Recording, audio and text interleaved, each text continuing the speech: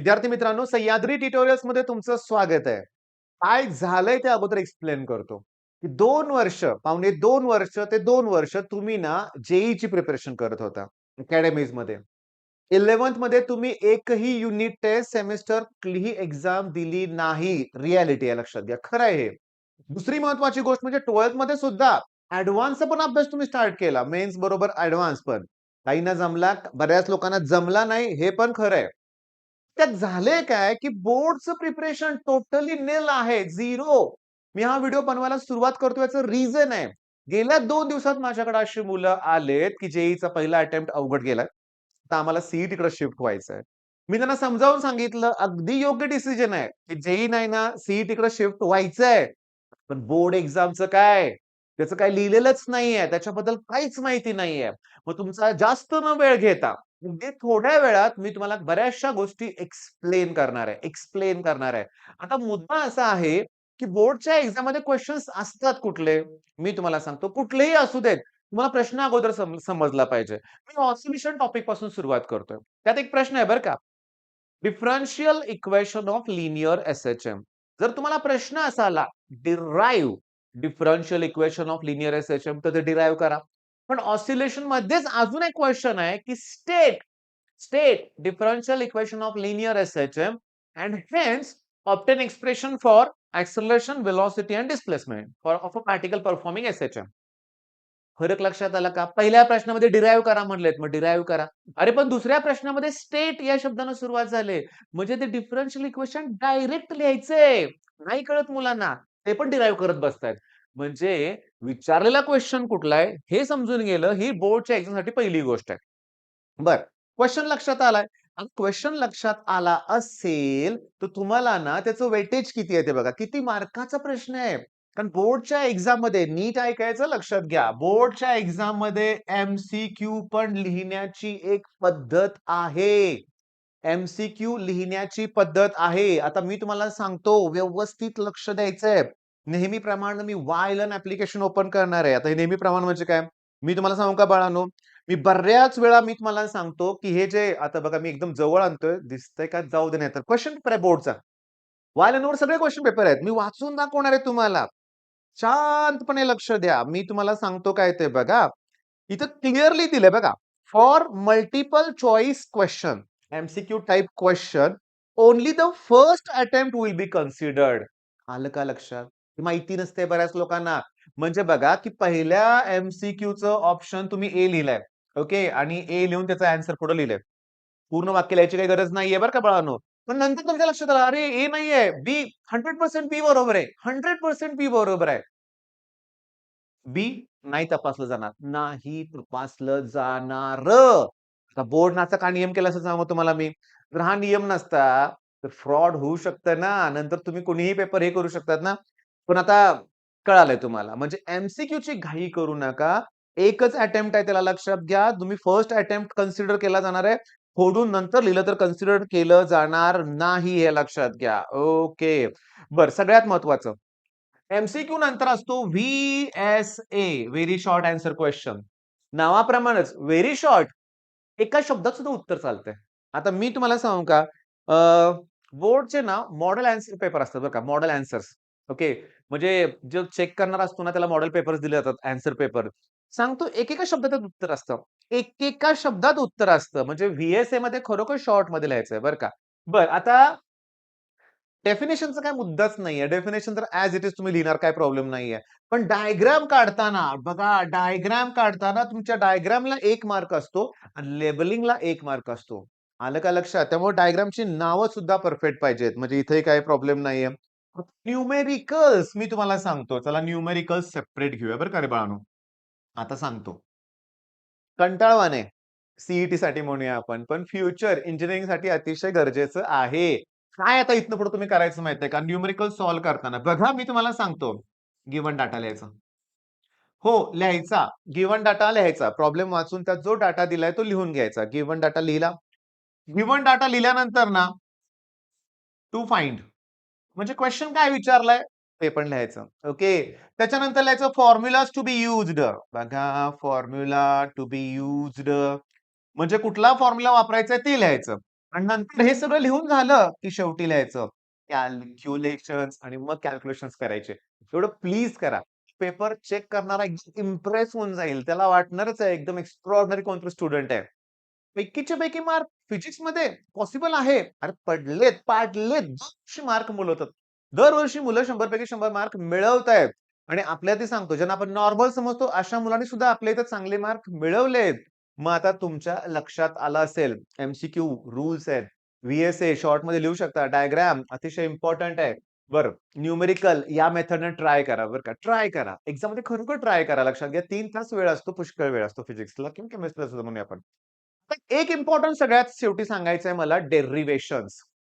आता डेरिव्हेशन हा काय प्रकार असतो मी तुम्हाला सांगतो, की डेरिव्हेशन मध्ये ना तुम्हाला मोस्ट ऑफ द डेरिव्हेशन मध्ये डायग्राम काढावेच लागते. ओके. डायग्राम म्हणजे जे दिसतंय ना तेच लिहायचंय. फक्त शब्द वापरायचा कन्सिडर. मी तुम्हाला सगळं विथ एक्झाम्पल देणार आहे बरं का आणि ती मेथड जर तुम्ही फॉलो केली ना किंवा हे बघून तुम्हाला वाटणार आहे, सर हे अगोदरपासून करायला पाहिजे होतं. तर माझी एक रिक्वेस्ट आहे. 11th स्टँडर्डची मुलं जे तुमचे काही मित्र वगैरे असतील, त्यांच्याबरोबर हा व्हिडिओ नक्की शेअर करा बरं का लक्षात घ्या. त्यांना ते फार फायद्याचं आहे. कन्सिडर डायग्रामबद्दल माहिती लिहायची. नंतर लिहायचं लेट आणि लेट नंतर काय लिहायचंय?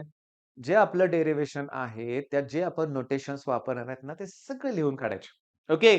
तर त्यात एखादी कन्सेप्ट असेल तर लिहायचं मग अकॉर्डिंग टू न्यूटन्स लॉ किंवा अकॉर्डिंग टू बोर्स पोस्टुलेट किंवा according to something according to कुठलातरी लॉ. नाही माहित आहे ना, डायरेक्ट लिहायचं. नाही माहित तर लिहायचं वी नो दॅट. माहीत नाही पण लिहायचं वी नो दॅट आणि मग ते डेरिव्हेशन करायचं. आता तुम्हाला वाटेल नाही कळालं. एक्सप्लेन करतो ना. रोटेशनल डायनॅमिक पहिलं एक्सप्रेशन घेऊया आपण. हा हॉरिझॉन्टल कर्व्ह ट्रॅक आहे बरं का लक्षात घ्या आणि इथं ही व्हेइकल आहे ती त्या हॉरिझॉन्टल कर्व्ह ट्रॅक वरून चाललेली आहे. मग आपण पहिला शब्द कुठला वापरणार? कन्सिडर. काय दिसतंय? कोण आहे सांगा? कोण आहे ही? व्हेइकल. मग consider a vehicle travelling along horizontal curved road shown in above figure. आता हे वाक्य पाठ करायचं नाही ते प्रश्नात दिलेलं असतं, की हा हॉरिझॉन्टल कर्व्हड रोड आहे, तिथं व्हेइकल आहे. हे प्रश्नात दिलेलं असतं हे लक्षात घ्या. मग काय लिहिणार सांगा? कन्सिडर अ व्हेइकल दिसतंय ना? पाठ करायचंय का आपल्याला? नाही. कन्सिडर अ व्हेइकल मूव्हिंग अलोंग म्हणा, ट्रॅव्हलिंग अलोंग म्हणा, horizontal curved road as shown in the figure. बरं.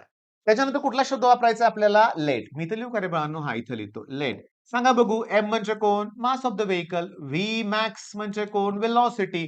आर म्हणजे रेडियस. जी म्हणजे acceleration due to gravity. N म्हणजे नॉर्मल रिएक्शन. म्हणजे काय?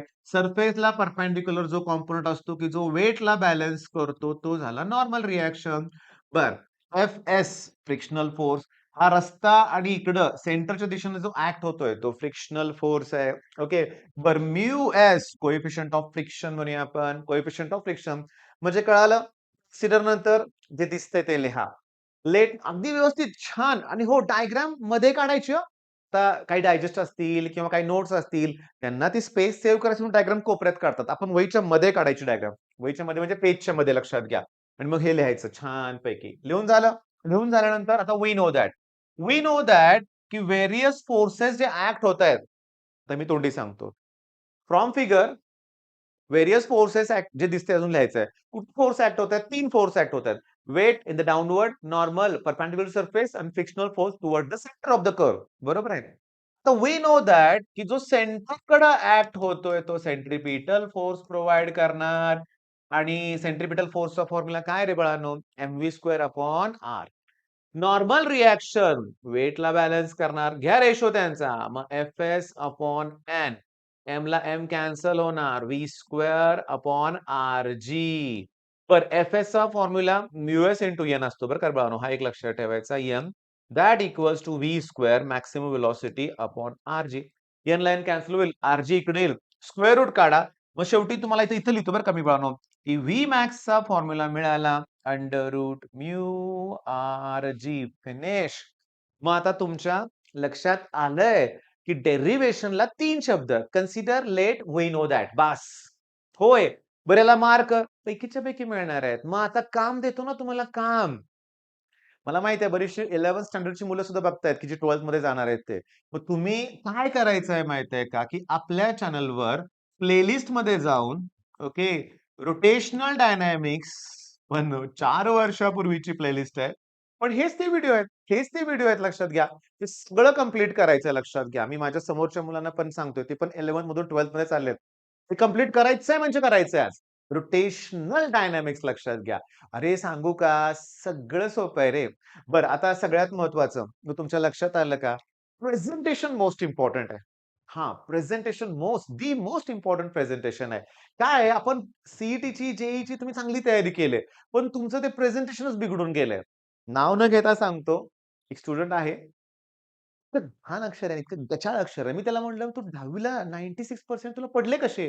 तो काय म्हणला माहितीये का? "सर 10वी पर्यंत अहो सर खूप चांगलं अक्षर होतं माझं." मग हे काय प्रकार झाला? तो म्हणला, "त्या अकॅडमीमध्ये फास्ट मी 2 वर्ष तेवढंच केलंय. त्यामुळे मला आता ते जमेनाच झालंय." म्हणलं, "तसं काही नाही. पोहायला एकदा आल्यानंतर माणूस परत पोहायचं कधी विसरत नाही. त्याप्रमाणे जेव्हा तुम्हाला सुंदर अक्षर तुम्हाला जमत असेल, तर जमणारच आहे." "अरे पण थांबा ना." काही मुलं मला अशी पण म्हणतात, "सर आमचं अक्षर सुंदर नाहीच आहे." काही प्रॉब्लेम नाहीये. तुम्ही न्यूमेरिकलमध्ये मी जसं तुम्हाला स्टेप सांगितल्या, given data, to find, formula to be used, calculation. तसं जर तुम्ही केलं, उत्तराला योग्य असा बॉक्स केला. आता हे सांगतो, तुम्हाला सांगतो. तर समजा x इक्वॉल्स टू 27 न्यूटन. हे असे बॉक्स बघितलेत मी. असे बॉक्स बघितलेत किंवा काय पण मुलं करतायत. अगदी मी काय म्हणतो, मग बॉक्स करू पण नका. जर तुम्हाला बॉक्स करायचंच असेल, तर तो परफेक्ट असला पाहिजे. हे लक्षात घ्या. प्रेझेंटेशन मोस्ट इम्पोर्टंट आहे. प्रत्येक पेपरमध्ये 4-5, 4-5 नाही, अर्धा-अर्धा मार्काचा फरक पडू शकतो प्रेझेंटेशनमुळं. त्यामुळे मी तुम्हाला सांगितल्याप्रमाणे उत्तर लिहायला सुरुवात करा. वाय-लर्नवरती क्वेशन पेपरच्या इन्स्ट्रक्शन्स काय आहेत ते बघा. एम-सी-क्यू लिहिण्याची पद्धत कशी आहे ते समजून घ्या. ओके. 12वी दिवाळी, 10वी दिवाळी असे काही मासिक होते बरं का. मासिक नाही म्हणता येणार त्यांना. ठीक आहे, वार्षिकच असतात पुस्तकं, की आत्ता ते रिलीज होतात मार्केटमध्ये. थोडीशी कॉस्टली असतात. पण काय काय माहिती का मला काय म्हणायचंय? कशाला आपल्याला काय आता YouTube आहे, हे आहे, ते Googleवर एक काम करा ना. Answer sheet of a topper म्हणा 12th स्टँडर्ड फिजिक्सचं आन्सर शीट म्हणा आणि बघा पेपर कसे लिहिलेत त्यांनी समजून घ्या. हायलाइट करा उत्तराला. ओके. म्हणजे तुमच्या तपासणाऱ्याला पण ते सोपं व्हायला पाहिजे असं लिहा. कर्सिव्हमध्ये लिहू नका बरं का भावानो. हे कॉन्व्हेंटची काही मुलं असतात ना, ते असे लिहितात ना, तपासणाऱ्याला कळालं पाहिजे. तपासणारा आपल्या ग्रामीण भागातले पण शिक्षक असू शकतात. म्हणून सोपं व्यवस्थित लिहायचं आहे. मग चला आता पेटून उठून अभ्यास करा. All the best.